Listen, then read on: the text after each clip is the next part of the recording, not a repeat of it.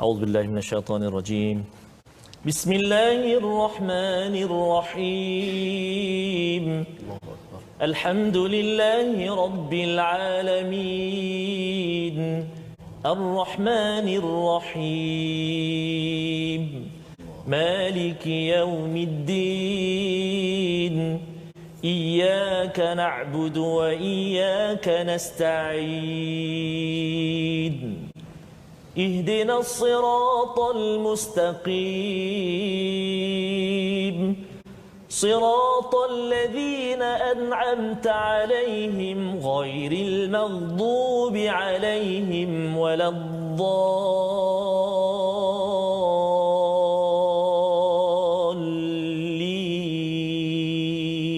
آمين. Siapa yang tak solat on time, sombong. Siapa yang tak suka baca Quran sebenarnya lalai. Dan Quran solat itu dua perkara sebagai ubat kerana dunia ini penuh dengan orang yang lalai sehingga boleh syirik dan ramai orang yang sombong sehingga berbuat kezaliman seperti Firaun laknatullah. Allah cinta kepada orang yang bertakwa. Orang bertakwa walaupun sudah ada kuasa, dia tetap juga melaksanakan keadilan. Ini penting sangat Ustaz ya. Pasal apa? Pasal kadang-kadang orang tu dia sebelum dia jadi pemimpin kan, dia okey lagi. Dia tolong masa nobody. Bila somebody tu, dia punya, kalau dia katakan dia sibuk ke, okeylah lagi kan. Tetapi kalau katakan dia melakukan perkara-perkara kezaliman, ya, ini diingatkan pada ayat 4 itu tadi, iaitu di hujung itu Allah kata Allah suka kepada orang yang takut kepada Allah Subhanahu Wa Taala walaupun dia sudah berada di atas. Dengan doa kita, subhanakala ilma lana illa ma 'allamtana innaka antal alimul hakim. Maha sucimu ya Allah, tidak ada ilmu kecuali yang Engkau ajarkan kepada kami, sesungguhnya Engkau yang Maha mengetahui, yang Maha bijaksana. Rabbi zidni ilma, ya Tuhan kami, tambahkanlah ilmu untuk kami. Allahu akbar, Allahu akbar. Apakah sinopsis bagi halaman 187 ini? Bermula daripada ayat yang pertama, kita melihat kepada kaum musyrik, ya, kaum musyrik melanggar perjanjian dan pengumuman besar daripada Allah Subhanahu Taala dan Rasul, perang ke atas mereka serta berlepas tangan. Maksudnya tidak ada kaitan langsung, tidak lagi boleh bekerjasama dengan orang-orang yang memerangi, yang syirik kepada Allah Subhanahu Wa Taala. Ini ayat 1 hingga 4. Dan kemudian kita akan lihat pada ayat yang kelima, kewajipan memerangi orang-orang musyrikin, ya, tidak kira di mana pun mereka berada, dengan syarat yang jelas. Ya, saya letakkan situ dengan syarat yang jelas yang kita akan baca daripada ayat 5 nanti, dan memahami konteks sejarah, ya, bagaimana ayat ini diturunkan. Dan pada ayat yang ke-6 kita akan melihat bahawa tentang hukum, ya, bagaimana tentang keamanan, macam mana kalau ada orang musyrik itu memohon untuk berlindung, apakah yang perlu dilakukan oleh orang-orang yang beriman. Allahumma arhamna bil Qur'an. A'udzu billahi minasy syaithanir rajim. Bara'atun minallahi wa rasulihi ilal ladzina 'ahadtum minal musyrikin. فسيحوا في الأرض 4 أشهر واعلموا أنكم غير معجز الله وأن الله مخزي الكافرين. وأذان من الله ورسوله إلى الناس يوم الحج الأكبر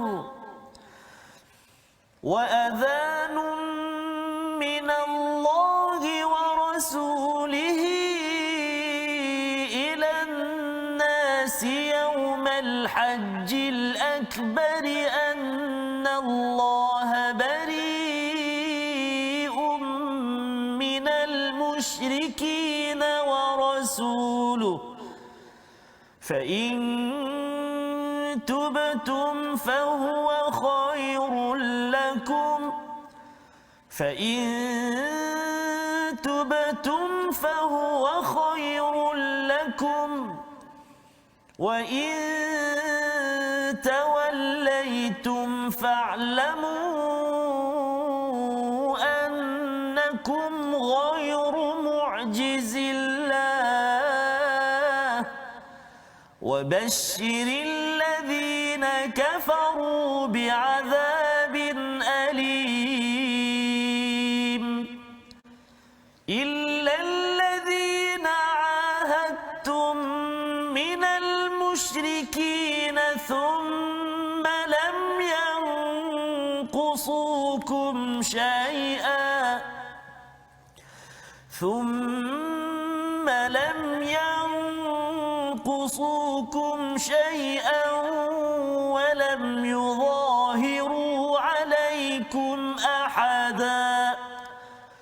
ولم يظاهروا عليكم أحدا فأتموا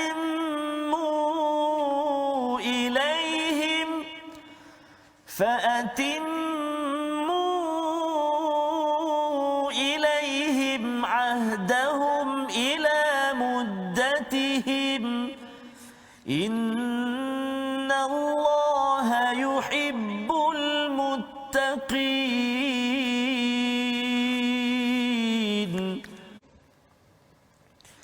فإذا انسلخ الأشهر الحرم فاقتلوا المشركين حيث وجدتموهم وخذوهم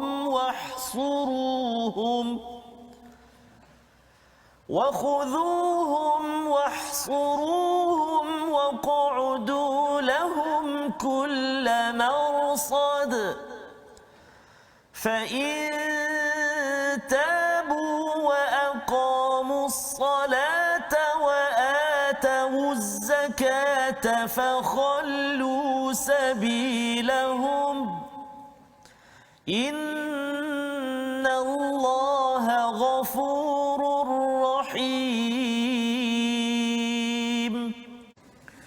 وإن أحد من المشركين استجارك فأجره حتى يسمع كلام الله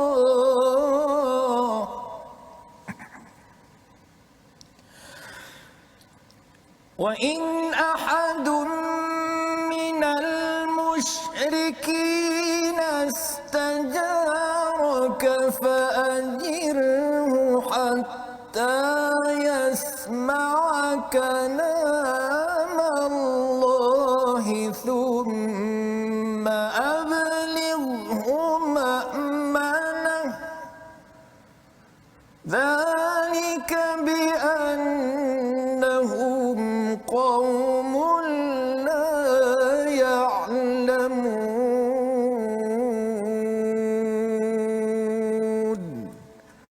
صدق الله العظيم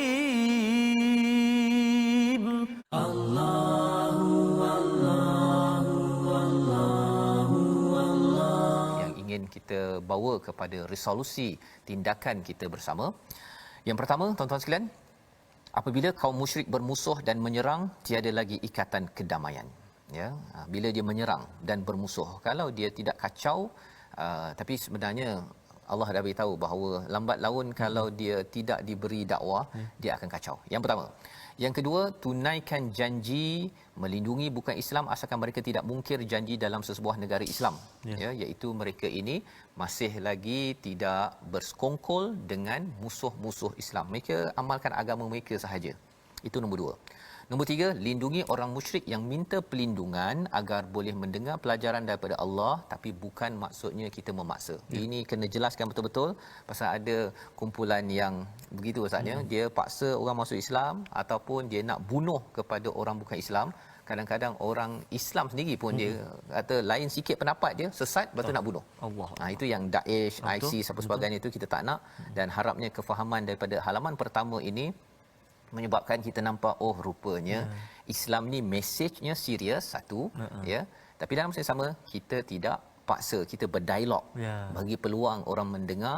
Pasal pengalaman tuan-tuan, bila kita dengar al-Quran ini betul-betul kita tadabbur ustaznya, belajar baca, sebenarnya hati kita ini akan lebih terbuka. Betul, ya, dan itulah yang berlaku kepada umat Islam pada zaman dahulu bila mereka berdakwah, bukannya ganas-ganas ya, bukannya pedang itu hanya untuk melawan kepada orang yang menyerang. Itu saya ulang banyak kali ini pasal surah ini surah kritikal. Betul, ya, untuk kita faham dengan cara yang betul.